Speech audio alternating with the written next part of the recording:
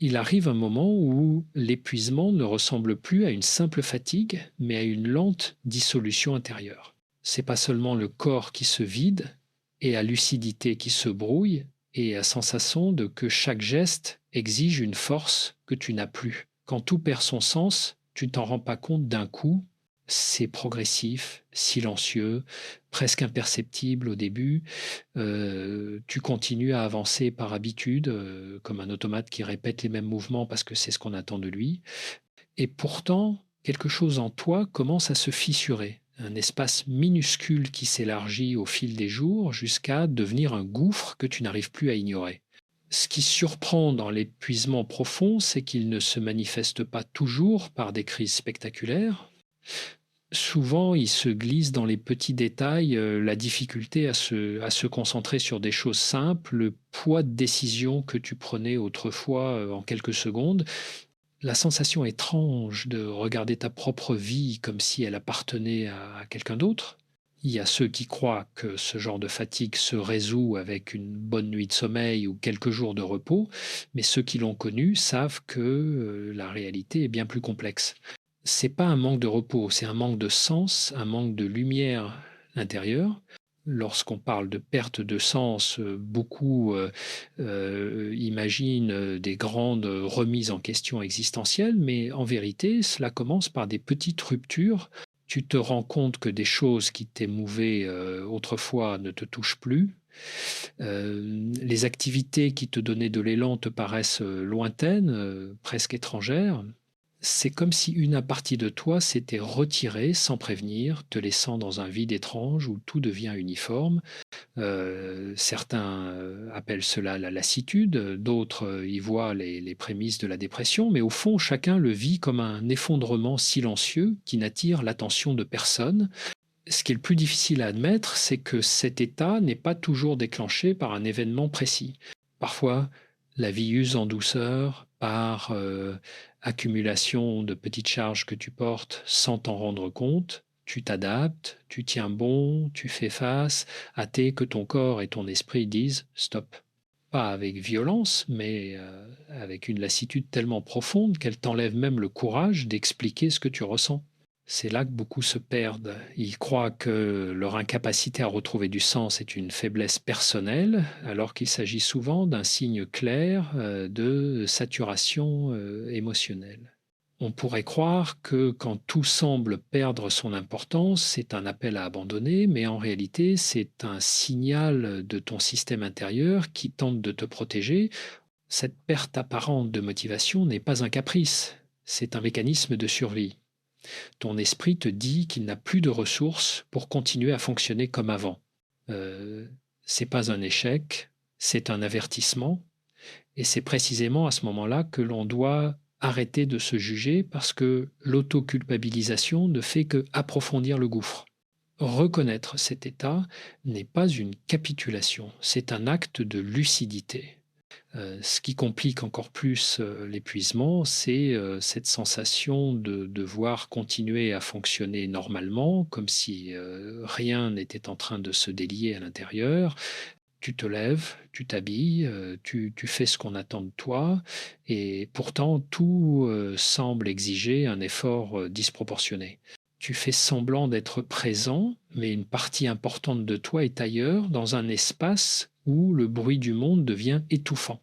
Il existe un décalage constant entre ce que tu montres et ce que tu ressens, et à force de jouer ce rôle silencieux, tu finis par t'épuiser encore davantage. Beaucoup vivent ainsi sans oser le dire, par peur de paraître fragile ou ingrat. Quand plus rien n'a de sens, même les gestes les plus simples deviennent chargés d'une inertie étrange. Répondre à un message, organiser une journée, prendre une décision, tout se transforme en obstacle. Tu n'es pas forcément triste ni en colère, mais tu te sens comme vidé de toute intensité, comme si ton monde intérieur avait perdu ses couleurs. C'est un état difficile à expliquer parce qu'il n'est pas spectaculaire et pourtant il est profondément douloureux. Euh, on a tendance à minimiser cette fatigue, à se dire que ça passera. Mais plus tu ignores ce que tu ressens, plus l'essoufflement gagne du terrain. Il y a un point particulier dans l'épuisement qui marque un tournant, le moment où tu réalises que tu ne réagis plus comme avant. Ce qui t'énervait te laisse indifférent, ce qui te faisait rire ne t'amuse plus, ce qui t'émerveillait devient simplement acceptable. Cette perte de relief émotionnel est souvent un signe que tu as dépassé tes limites sans t'en rendre compte. C'est pas un manque de volonté, c'est une alerte de ton système intérieur. Quand tes émotions s'aplatissent, c'est rarement par choix, c'est souvent le résultat d'une surcharge prolongée, d'une pression constante, d'un rythme de vie qui t'a déconnecté de toi-même. Les personnes traversant cette phase ressentent souvent une forme de honte, comme si elles échouaient dans quelque chose de fondamental. Elles se comparent aux autres, se convainquent qu'elles devraient être capables de tenir le coup, de gérer, de avancer, mais cette pression intérieure est exactement ce qui aggrave la situation. Se juger pour ne plus trouver de sens, c'est ajouter un poids supplémentaire sur des épaules déjà fatiguées. L'épuisement n'est pas un manque de courage ni de discipline. C'est un signal de saturation, une réaction naturelle d'un organisme qui n'a plus de ressources pour encaisser davantage. Dans les moments où tout semble s'effondrer intérieurement, beaucoup cherchent des explications rationnelles, des causes précises, quelque chose à pointer du doigt, mais une grande partie de l'épuisement vient de l'accumulation, pas d'un événement unique. Ce sont les responsabilités que tu t'es imposées, les attentes des autres, les exigences silencieuses que tu as acceptées pour ne pas décevoir, les compromis que tu as faits en oubliant progressivement ton propre équilibre. Et quand tu te retrouves face à ce vide de sens, tu perçois enfin l'impact de toutes ces charges invisibles qui se sont empilées dans ton quotidien. Ce qui est paradoxal, c'est que cet état peut surgir même dans des périodes où de l'extérieur tout semble aller bien. C'est peut être ce qui perturba encore plus. Tu regardes ta vie et tu te dis que tu n'as pas de raison valable d'être aussi fatigué, aussi vidé. Mais ce décalage entre ce que tu devrais ressentir et ce que tu ressens réellement devient une souffrance en soi. Tu commences à douter de toi, de ta solidité, de ta capacité à gérer ce que la vie t'apporte. Et c'est justement là que le besoin d'écoute et de recul devient essentiel. C'est pas un caprice, c'est une alerte intérieure qui mérite d'être entendue. Ce qui révèle souvent la profondeur de l'épuisement, c'est cette impression étrange d'être présent sans réellement participer à ta propre vie. Tu observes tes journées défiler comme si tu étais derrière une vitre, témoin de ce que tu fais sans en être réellement l'acteur. Cette distance intérieure n'est pas un choix. Elle s'installe lorsque tu t'es trop longtemps efforcé de tenir, d'assurer, de répondre aux attentes, sans jamais t'arrêter pour mesurer ton propre état. Progressivement, tu te déconnectes, non par manque d'intérêt, mais parce que ton esprit cherche à économiser ce qu'il reste de tes ressources. La perte de sens s'accompagne souvent d'une diminution de la capacité à ressentir. Tu ne perds pas seulement la motivation, tu perds aussi une partie de ta capacité à vibrer avec le monde. Les petites joies quotidiennes, les moments simples qui autrefois trouvaient naturellement leur place en toi, semblent se dissoudre. Tu ne les refuses pas, mais tu n'arrives plus à y accéder pleinement. C'est comme si ton système émotionnel fonctionnait au ralenti. Beaucoup décrivent cet état comme une forme d'hibernation intérieure, une manière de se protéger d'une surcharge trop longue, trop intense. Dans cette phase, il n'est pas rare de chercher refuge dans des routines mécaniques. On se dit que si on continue à se lever, à travailler, à accomplir les gestes du quotidien, peut-être que le sens finira par revenir. Mais souvent, ce fonctionnement automatique entretient la spirale. Tu finis par passer tes journées à répéter des mouvements vides, espérant retrouver une étincelle que tu n'arrives plus à atteindre. Et plus tu pousses dans cette direction, plus la distance intérieure grandit. Il faut une lucidité profonde pour admettre que continuer de la même façon ne suffit plus. Ce qui fragilise énormément dans l'épuisement, c'est l'impression d'être devenu quelqu'un d'autre. Tu te compares à la version de toi qui existait avant, celle qui avait de l'entrain, de la curiosité, de la légèreté, et tu ne comprends pas comment tu as pu t'en éloigner autant. Mais ce changement n'est pas une disparition de ta personnalité, c'est une adaptation forcée à un rythme ou à une pression que ton corps et ton esprit n'ont plus réussi à suivre. Cette transformation n'est pas un signe de faiblesse, mais un avertissement, presque une demande silencieuse de ralentir et de réapprendre à respirer. Un autre aspect peu discuté de l'épuisement est la difficulté à se projeter. Quand tout paraît dépourvu de sens, l'avenir devient flou, presque inaccessible. Les plans qui t'enthousiasmaient autrefois te laissent désormais indifférent, comme si l'idée même de construire quelque chose te dépassait. C'est pas un manque d'ambition, c'est un manque d'énergie mentale. Tu n'arrives plus à imaginer la prochaine étape et cette incapacité te plonge parfois dans un sentiment d'échec injuste. Pourtant, ce blocage n'a rien à voir avec ton potentiel. Il reflète uniquement ton niveau de charge interne. Il existe aussi cette fatigue sociale que beaucoup n'osent pas avouer. Interagir devient difficile, même avec des personnes que tu apprécies profondément. C'est pas par désintérêt, mais parce que chaque échange demande une énergie que tu ne possèdes plus. Tu te retires doucement, non pour t'isoler volontairement, mais pour éviter de te faire violence. Donc, cette réduction des liens n'est pas une fermeture, c'est souvent un mécanisme de protection. Tu t'accordes inconsciemment le droit de ne plus répondre, de ne plus jouer le rôle que l'on attend de toi, simplement parce que tu n'en as plus la force. Dans cette dynamique, il devient crucial de comprendre que ce retrait n'est pas une défaillance relationnelle, c'est une manière instinctive de préserver ce qui reste de ton équilibre. Beaucoup se culpabilisent de ce silence, mais l'épuisement demande parfois de se retirer pour mieux revenir. Ensuite, reconnaître cette phase sans se juger est une étape fondamentale. Il ne s'agit pas de renoncer au monde, mais de cesser de t'y imposer quand tu n'as plus l'énergie pour y participer. L'un des aspects les plus méconnus de l'épuisement est cette sensation de marcher à travers une sorte de brume intérieure. Tu vois le monde, tu entends tout, tu participes comme tu peux, mais tout semble légèrement décalé, comme si la réalité avait perdu sa netteté. Cette brume n'est pas un caprice ni une paresse mentale, c'est souvent le signe d'un esprit qui n'arrive plus à traiter la surcharge d'informations, un esprit qui réduit l'intensité pour ne pas s'effondrer complètement. Cette impression trouble peut durer des heures ou des semaines et elle finit par te faire douter de toi-même, de ta capacité à ressentir, à décider, à avancer. Dans cet état, même les choses qui devraient t'aider semblent insuffisantes. Le repos ne repose pas, les pauses n'apaisent pas, les moments que tu pensais ressourçants paraissent étrangement inefficaces. C'est comme si ton système intérieur avait mis en place un mode économie d'énergie, où rien ne suffit à te recharger totalement. Beaucoup tentent de se forcer à retrouver un rythme, à reprendre leurs activités habituelles, mais la vérité est que l'épuisement profond nécessite autre chose qu'un simple retour aux routines. Il demande une réévaluation, un ralentissement réel et parfois même une manière complètement différente de se percevoir.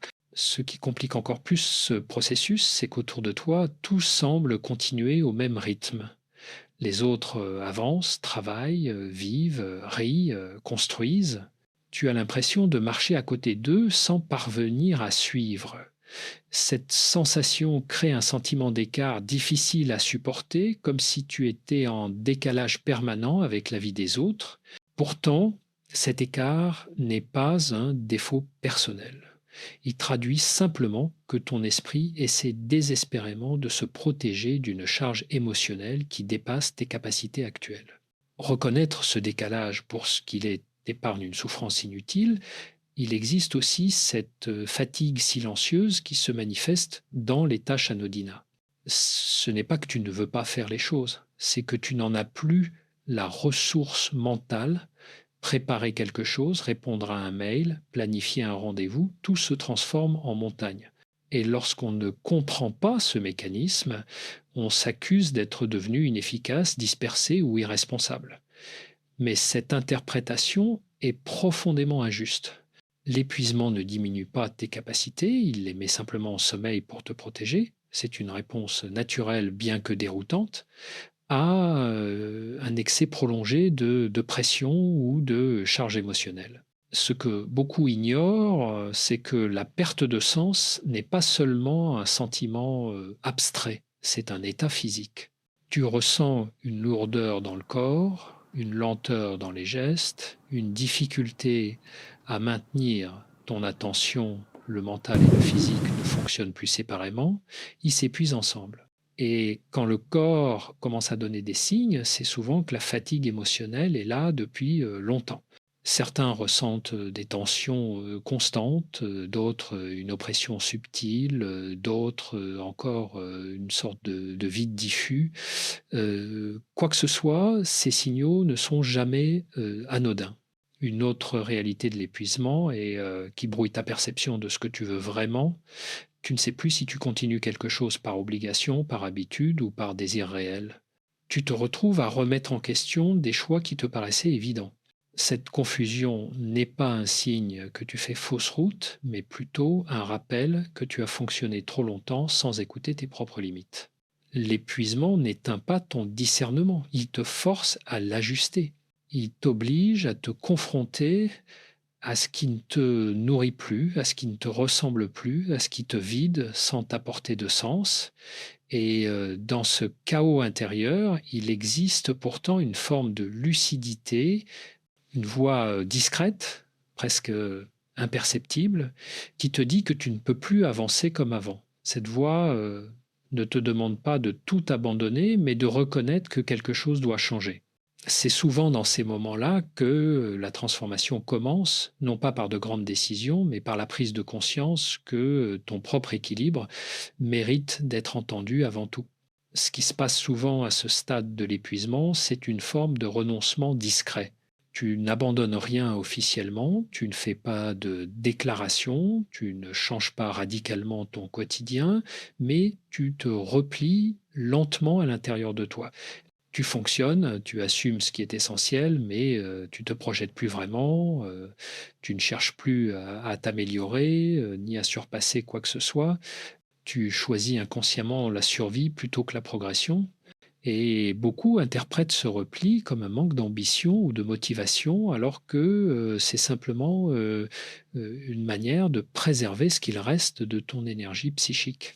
Dans cet état, tu peux te surprendre à t'éloigner de certaines choses que tu aimais autrefois. C'est pas que tu ne les apprécies plus, c'est que tu ne ressens plus la force intérieure pour les vivre. Même les activités qui te faisaient vibrer semblent devenir trop lourdes, trop exigeantes, trop intenses pour le peu de ressources que tu as. C'est un phénomène profondément déstabilisant parce que tu as l'impression de perdre des parts de toi comme si ton identité s'effritait morceau par morceau. Mais ce n'est pas une disparition, c'est une mise en veille forcée, un moyen pour ton esprit de se protéger d'un dépassement de seuil. Ce qui trouble le plus dans cette période, c'est l'incapacité à formuler clairement ce que tu traverses. Les mots semblent insuffisants. Tu ne peux pas expliquer à quelqu'un que tu ne vas pas bien parce que même toi, tu ne comprends pas entièrement ce qui se passe. Tu sens seulement que quelque chose ne tourne plus round, quelque chose s'est cassé à l'intérieur et tu ne sais pas encore comment recoller les morceaux. Cette confusion rend la communication difficile et à force de ne pas trouver les mots, tu te tais. Ce silence intérieur, bien que compréhensible, isole encore davantage. L'épuisement amène aussi une hypersensibilité particulière.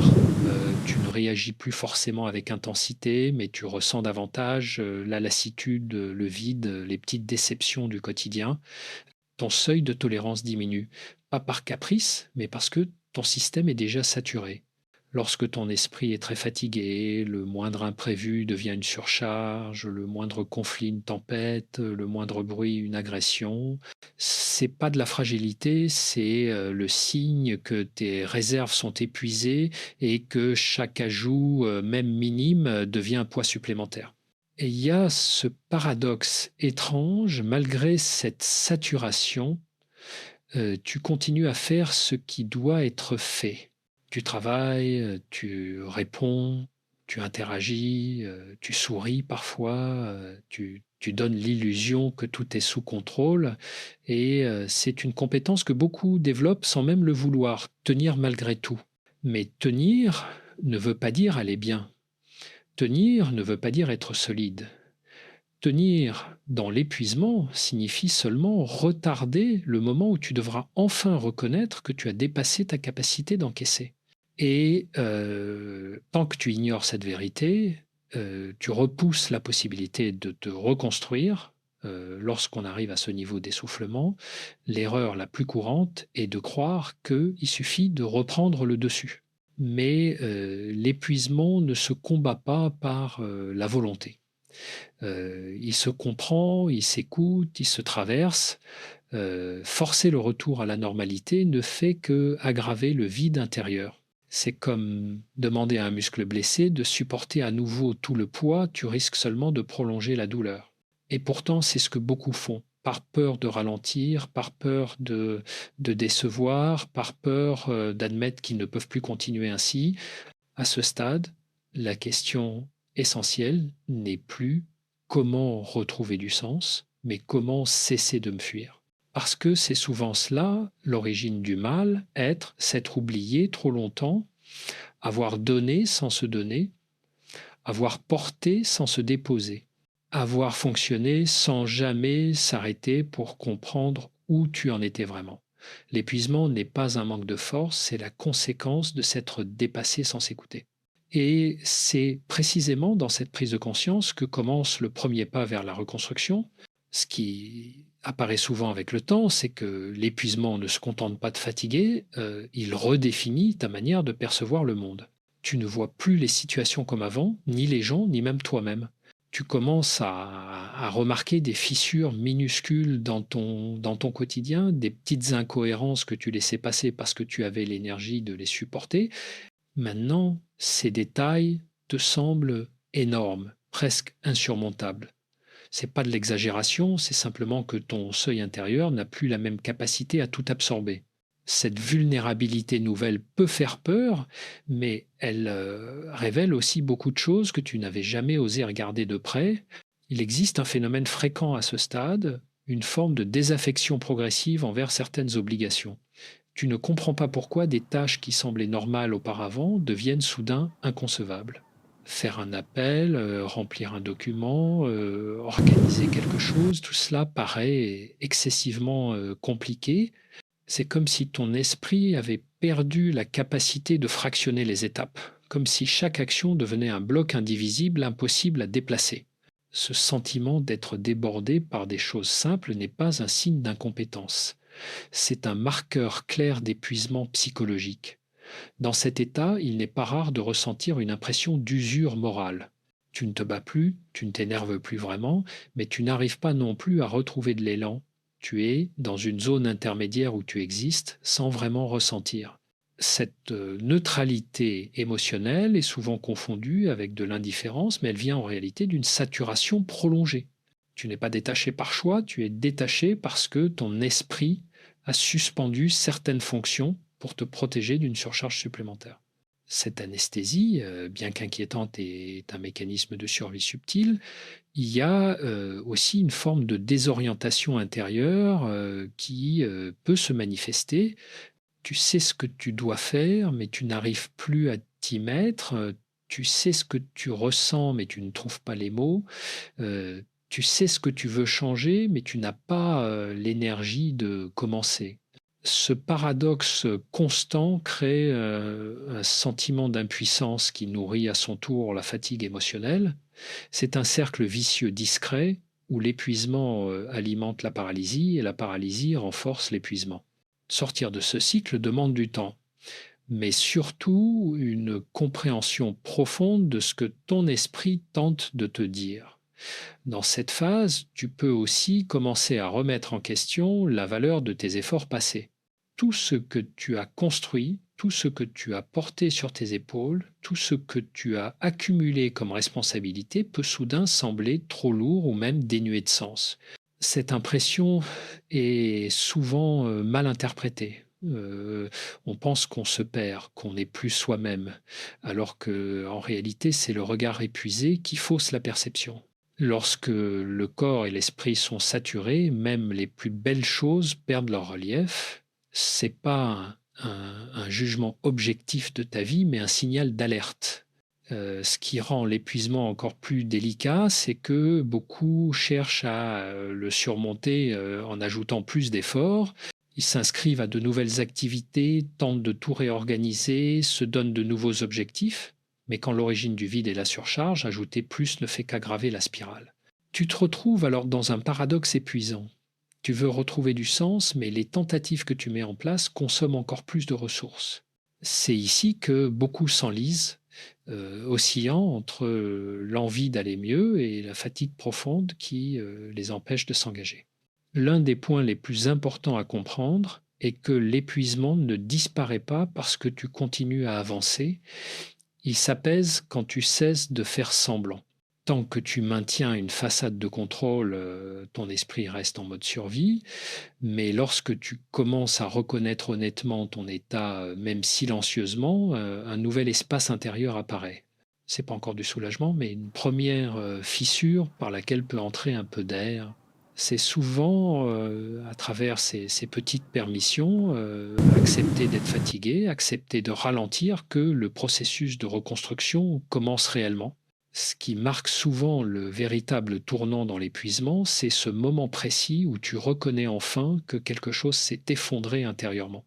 Tu ne joues plus, tu n'essaies plus de te convaincre que cette fatigue est passagère ou qu'un simple repos suffira. Tu sens que ton esprit te parle avec insistance depuis longtemps, mais que tu ne voulais pas l'écouter. Accepter cet état ne signifie pas renoncer à toi-même, c'est simplement reconnaître que tu as trop longtemps ignoré tes propres limites. Cette reconnaissance, même si elle est douloureuse, est l'un des premiers pas les plus importants pour retrouver un sentiment de stabilité intérieure. À partir de là, il se produit quelque chose de subtil, une forme de retour vers soi, un retour lent, pas spectaculaire mais réel. Tu commences à observer tes journées différemment. Tu remarques ce qui te pèse réellement, ce qui te vide sans raison, ce qui t'éloigne de toi. Tu identifies ces habitudes que tu pensais normales, mais qui, en réalité, t'ont fragilisé au fil du temps.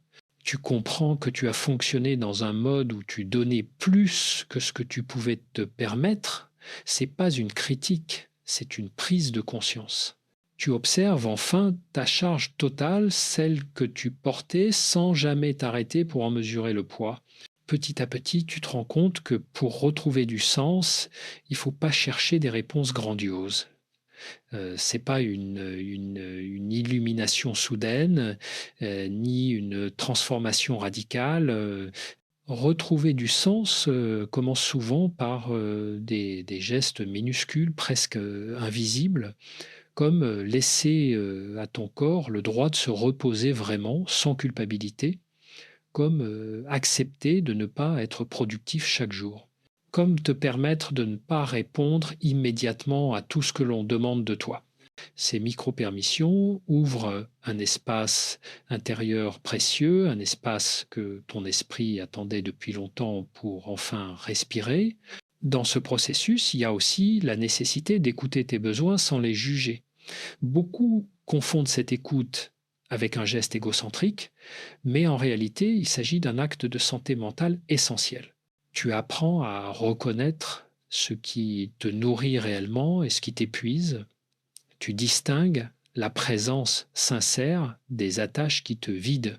Tu identifies les rythmes qui te conviennent et ceux que tu as adoptés uniquement par pression sociale. Cette nouvelle lucidité n'arrive pas d'un coup, elle se construit lentement à mesure que tu récupères un peu d'énergie et que ton esprit retrouve la capacité de faire la différence entre l'essentiel et le superflu. Lorsque ce discernement s'affine, une chose remarquable se produit, tu recommences à ressentir, pas intensément au début, mais avec une délicatesse nouvelle. Un sourire que tu croyais mécanique devient un peu plus sincère. Une pensée légère t'étonne parce que tu ne t'y attendais plus. Une sensation de calme discrète, presque fragile, apparaît par moments. Ce sont des signes minuscules, mais ils montrent que quelque chose en toi recommence à s'ouvrir. Rien de spectaculaire, rien d'immédiat, mais suffisamment pour que tu comprennes que ton système intérieur réduit enfin son mode de survie et tente doucement de revenir vers un fonctionnement plus naturel. Et c'est là que tu comprends quelque chose d'essentiel. Retrouver du sens n'est pas un objectif, c'est un chemin. C'est pas une destination où tu arrives un matin en te disant ça y est, je suis sorti de l'épuisement. C'est un mouvement intérieur qui s'installe à travers des choix très simples et très cohérents. C'est une manière de te traiter avec douceur, même quand tout en toi te pousse à accélérer. C'est accepter que tu ne pourras pas tout reprendre comme avant parce que ce avant t'a justement conduit là où tu es maintenant. Retrouver du sens, c'est reconstruire une manière de vivre qui ne te trahit pas, qui n'en demande pas trop, qui respecte ton rythme réel. Et ce processus implique aussi de redonner une place légitime à ton corps. Tu comprends que ton mental n'est pas indépendant de ton état physique, les tensions que tu ignorais deviennent visibles, la fatigue que tu minimisais se révèle, tu apprends à percevoir les signaux que tu négligeais, ces douleurs discrètes, ces oppressions, ces respirations courtes. Ton corps t'a parlé pendant longtemps et tu commences seulement maintenant à entendre ce qu'il disait. Ce retour à une écoute somatique transforme lentement la relation que tu as avec toi-même. Tu deviens moins exigeant, moins dur, moins pressé de tout accomplir. Tu commences à te traiter comme quelqu'un qui mérite de l'attention. Un autre point fondamental dans la reconstruction est la redéfinition de tes limites. L'épuisement t'a montré que tu ne peux pas tout absorber, que tu ne peux pas répondre à tout le monde, que tu ne peux pas être constamment disponible. Et tu réalises que poser des limites n'est pas un acte d'égoïsme, mais un acte de survie émotionnelle. Tu apprends à dire non même quand tu aurais autrefois dit oui par automatisme. Tu apprends à ne plus porter ce qui ne t'appartient pas. Tu apprends à faire le tri entre ce qui est essentiel et ce qui est seulement urgent pour les autres. Ce tri est parfois inconfortable, mais il libère lentement l'espace dont tu as besoin pour recommencer à vivre avec intention. Et dans cette redécouverte, la présence des autres prend une signification nouvelle. Tu ne cherches plus à t'entourer pour combler un vide, tu t'entoures pour partager, pas pour survivre. Tu donnes moins, mais tu donnes mieux. Tu choisis des relations qui ne demandent pas que tu te trahisses. Tu cherches des espaces où tu peux être entier, même fatigué, même fragile, même imparfait. L'épuisement t'a enseigné que l'authenticité est moins coûteuse que la performance. Et doucement, tu commences à privilégier la sincérité plutôt que l'image. Peu à peu, avec cette reconstruction intérieure, l'avenir cesse de te sembler menaçant. Tu recommences à imaginer des possibilités, non pas parce que tu es guéri, mais parce que tu ne te forces plus à avancer dans une direction qui ne t'appartient pas. Tu n'attends plus une grande révélation. Tu t'autorises simplement à faire un pas, puis un autre. Et cette simplicité te rend à nouveau capable d'espérer. L'épuisement n'a pas disparu, mais il n'est plus ton seul horizon. Et un jour, presque sans t'en rendre compte, tu réalises que tu as retrouvé des fragments de sens. Pas tous, pas d'un coup, mais suffisamment pour te rappeler que la vie possède encore des nuances qui valent la peine d'être vécues. C'est pas un retour spectaculaire, mais un retour vrai. Une possibilité intérieure retrouvée, une ouverture nouvelle, une respiration plus profonde et surtout la conscience que tu peux désormais avancer autrement sans te perdre, sans te nier, sans te pousser jusqu'à l'effondrement. Tu n'as pas seulement survécu, tu t'es réappris.